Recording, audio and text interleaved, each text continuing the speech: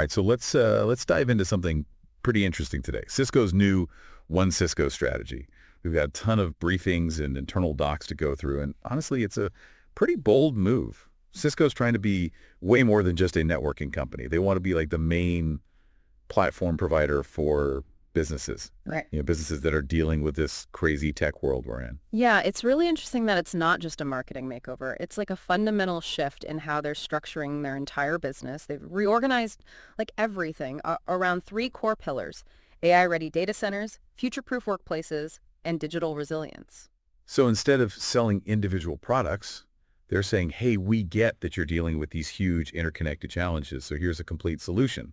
That's a big change for a company known mostly for networking hardware. Do you think this is like a genuine evolution or just clever rebranding? I think it's more than just rebranding. It's like recognizing that the market has like fundamentally changed. Customers want integrated solutions, not just a bunch of different products. Take AI, for example. One of the things that stood out to me from the materials was that organizations are spending like 5 to 10 times their initial estimates on AI projects. 5 to 10 times. Wow. That's going to lead to some serious budget overruns. No wonder companies are hesitant to jump on the AI bandwagon. Exactly. And that's where Cisco's AI-ready data center concept comes in. They're trying to make AI adoption more manageable, both from a cost and complexity standpoint. They're focusing on two key areas: optimizing existing data centers for efficiency and introducing new AI-specific offerings. Okay, let's break that down. What do they mean by optimizing existing data centers? Are we talking about getting more performance out of those old servers in the corner? Well, not quite those dusty relics, but it is about maximizing the efficiency of what you already have. Cisco's been promoting its UCS server portfolio and their concept of full-stack systems, which basically pre-integrate compute, storage, and networking into a single optimized solution. This helps address the cost pressure by making sure you're getting the most out of your existing infrastructure before investing in new AI-specific hardware. So it's like, get your house in order before you invite the whole AI family to move in. Oh, I like that. But you mentioned new AI-specific offerings. What are those? they've got things like their AGPU Cluster Server, designed specifically for high-end AI training workloads. And then there are the AI pods, which are basically pre-configured systems tailored for specific AI inferencing use cases. Oh, what is inferencing? Basically, it's the process of using a trained AI model to make predictions or decisions based on new data. Think of it as putting your trained AI to work in the real world. So they're covering the whole spectrum, training those big, complex AI models and then deploying them for specific tasks. But one thing we haven't talked about yet is security. With all this talk about AI and data centers, how does security fit into the One Cisco story? Security is absolutely critical, Yeah. especially when it comes to AI, where you're dealing with huge amounts of sensitive data. This is where the Splunk acquisition comes in. Remember that? Oh, yeah, that was a big one. Yep. But how does a security company like Splunk fit into the data center picture? Well, Splunk provides powerful observability tools that give you deep visibility into what's happening across your entire IT environment. By integrating Splunk's technology, Cisco can offer security solutions that span both on-premise data centers and cloud workloads. That makes sense. Data isn't confined to a single location anymore. It's everywhere on servers, in the cloud, on devices, and securing that entire data lifecycle is a huge challenge. So Cisco's aiming to be the security blanket for that whole journey. But let's move on to their second pillar: future-proof workplaces. This one hits close to home for many of us, especially after all the changes we've seen in how and where we work. Absolutely. Hybrid work models are the new normal, and companies are trying to figure out how to make their workplaces adapt. But future-proof workplaces isn't just about fancy conference rooms and ergonomic chairs. It's about using data and insights to make workplaces more efficient, responsive, and frankly, more human-centric. Okay. I'm intrigued. What does that look like in practice? One of the things that surprised me is how Cisco is turning everyday collaboration devices into sensors. Think video conferencing systems, phones, even Wi-Fi access points. They're gathering data on occupancy, temperature, air quality, all sorts of environmental factors. All of this feeds into their Cisco Spaces platform, which gives businesses a real-time view of how their workplaces are being used. All right, so my video conferencing camera is tracking how often I'm at my desk. Big Brother is watching. It's not about spying on employees. The idea is to use this data to optimize space utilization. For example, if a company sees that a particular floor is consistently underutilized, they can adjust layouts, consolidate spaces, or even sublet unused areas. This can lead to significant cost savings, especially as companies rethink their real estate footprint in the age of hybrid work. So instead of just focusing on making offices pretty, Uh-huh. they're making them smarter and more adaptable to changing work patterns. That's actually pretty cool. But what about the competition? Are other companies doing this sort of thing? There are definitely competitors offering similar solutions, but Cisco has a unique advantage.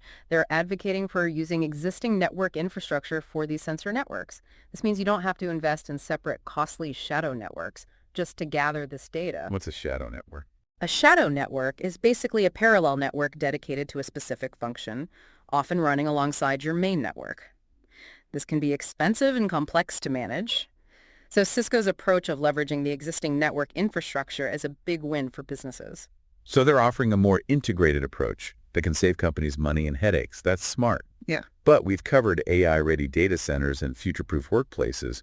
What about the third pillar, digital resilience? It seems like that might be the foundation for everything else they're doing. You're exactly right. Digital resilience is all about making sure your business can withstand any disruption, whether it's a cyber attack, a natural disaster, or even just those everyday technical glitches that can bring operations to a halt. And it's fundamental to both the AI and workplace aspects of One Cisco. You can't have reliable AI or a truly adaptable workplace without a strong foundation of digital resilience. It's like the bedrock upon which everything else is built. Exactly. And Cisco has a lot to offer in this area. They're baking security into the very fabric of the network with technologies like Hypershield, and they're leveraging AI to create intelligent systems that can detect and respond to threats in real time. But we'll dig deeper into the specifics of their digital resilience offerings in the next part of our deep dive. That's a great cliffhanger. We've covered a lot of ground already. But it's clear that One Cisco is more than just a marketing slogan. It represents a fundamental shift in how Cisco is approaching the market. They're aiming to be a comprehensive platform provider, not just a box seller. But the big question remains, can they pull it off? We'll explore that question in more detail after a quick break. Stay tuned. Welcome back to our deep dive into Cisco's One Cisco strategy. Before the break, we were talking about this big change Cisco is making, going from a company known for its networking gear to a provider of complete integrated solutions. It's ambitious, but not without its challenges. You're right. There are definitely some hurdles they'll need to overcome. I mean, it's one thing to have this big idea of being like a one-stop shop for all things tech, but actually making it happen is a whole different story. Yeah. What do you see as some of the biggest challenges for Cisco as they try to make this One Cisco vision a reality? I think one of the biggest hurdles will be, overcoming their legacy. For decades, Cisco has been known for networking. Can they convince the market that they're now a comprehensive platform provider capable of delivering solutions that span AI, workplaces, and security? It's a pretty big leap. It is like trying to teach an old dog new tricks. They made some big acquisitions lately to try and expand their capabilities. Meraki for cloud networking, App Dynamics for application performance monitoring, and of course Splunk for observability. But acquisitions are only part of the equation, right? Exactly. Integrating those different technologies into a cohesive platform, that's a massive undertaking. And it's not just about the technical side of things either. It requires a shift in culture and mindset within Cisco. They need to break down those internal silos and create a truly collaborative environment where teams from different parts of the company can work together smoothly. And big tech companies don't always have the best track record when it comes to integrating acquisitions smoothly. Sometimes it feels like they're just bolting on new features without really thinking about the whole user experience. Hopefully Cisco can avoid those pitfalls. But even if they do nail the integration, they're still facing a lot of competition. Oh yeah, competition is definitely a major factor. They're up against cloud giants like AWS, Microsoft, and Google, all of whom are expanding their offerings in things like AI and workplace solutions. And then you have more specialized vendors in each of those areas. Yeah. Companies that have been super focused on a particular area for years. Cisco has to find a way to stand out, to offer something that goes beyond what those competitors can provide. So it's not enough to just put together a bunch of products. They need a good reason for businesses to choose their platform over all the others. What are some ways they might try to do that? One thing that could make them different is their focus on hybrid solutions. A lot of businesses are hesitant to go all in on the cloud. especially when it comes to sensitive data or really important applications. They still want the control and security of on-premises infrastructure. Yeah, that makes sense. There's a level of comfort and familiarity with those systems that have been working for years. And then there are regulations and compliance issues that some industries have to deal with. It's not like all data can just be moved to the cloud. Exactly. And this is where Cisco can leverage their deep expertise in networking and security to create hybrid solutions that bridge the gap between on-premises and cloud environments. They can give businesses the flexibility to choose the right mix of technologies for their needs without sacrificing security or control. So instead of making you choose between cloud or on-premises, they're saying, hey, we can help you manage both. That's got to be appealing to a lot of businesses, especially those who are still figuring out their cloud strategy. But there's another challenge I think we should mention: talent. Can Cisco attract and keep the right people to make this vision happen? They're going to need experts in AI, cloud computing, workplace technology, security. The list goes on. Oh, you're absolutely right. Talent is super important. They need to create a work environment that attracts the best talent in all those areas. And it's not just about offering good salaries and perks. It's about creating a culture of innovation, a place where people feel valued, challenged, and empowered to do their best work. They need people who are excited about this one Cisco vision Yeah. and believe it can actually work. But let's move on from the challenges. Let's talk about what could go right. What are some of the things that could work out well for Cisco if they can actually make this strategy work? Well, if they can create a truly integrated platform that addresses those key customer needs, AI, workplaces, and security, they could become a major force in the enterprise technology market. They could be the company that businesses go to when they're looking to simplify their IT operations and make their technology work better for them. Imagine that. One platform, one vendor for all your major tech needs. That would be really appealing to a lot of companies, especially those who are tired of dealing with a bunch of different vendors and solutions. It could be a game changer. Totally. A unified platform can simplify IT management, cut costs, and improve efficiency. And if Cisco can actually deliver on its promise of security and resilience, that would be huge in a world where cyber attacks are becoming more and more common and sophisticated. Right. And we can't forget about the potential for innovation. If Cisco can bring all these different technologies and expertise together, it could lead to some really cool new stuff. We might see solutions we haven't even thought of yet. Exactly. That's what's so great about breaking down silos and encouraging collaboration. It can spark creativity and lead to breakthroughs. That wouldn't happen in a more fragmented environment. So while there are definitely hurdles to overcome, the potential rewards are huge. Cisco's taking a big risk with one Cisco. It'll be really interesting to see how it all turns out. But I think the bigger question is, what does this mean for the tech industry as a whole? If Cisco succeeds, will we see a wave of other companies trying to copy their model? And what does that mean for businesses? Those are great questions. And that's exactly what we'll be talking about in the final part of our deep dive. Stay tuned. Welcome back to the deep dive. We've been talking about Cisco's One Cisco strategy, trying to go from a networking company to like a one-stop platform for all sorts of business tech.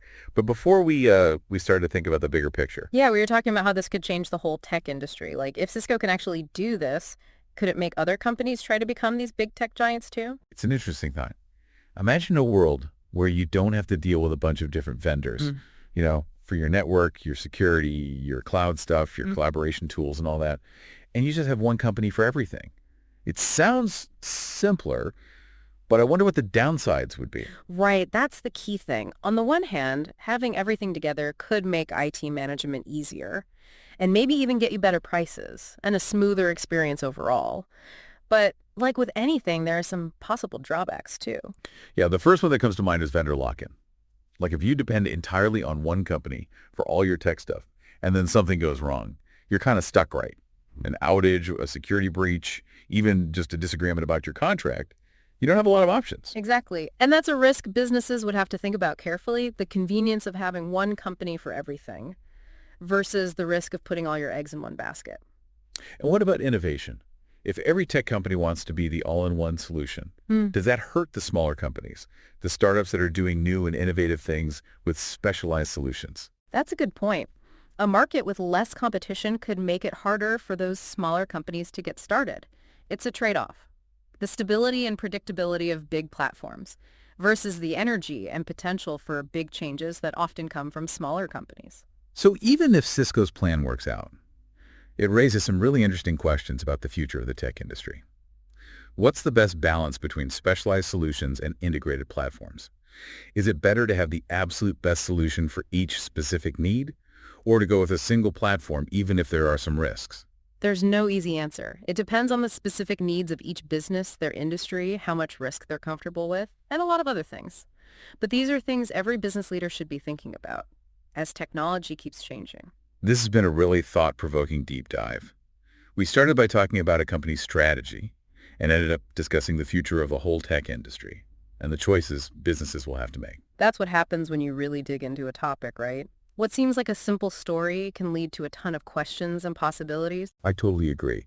And for our listeners, the key takeaway is this. The way we use and manage technology is changing.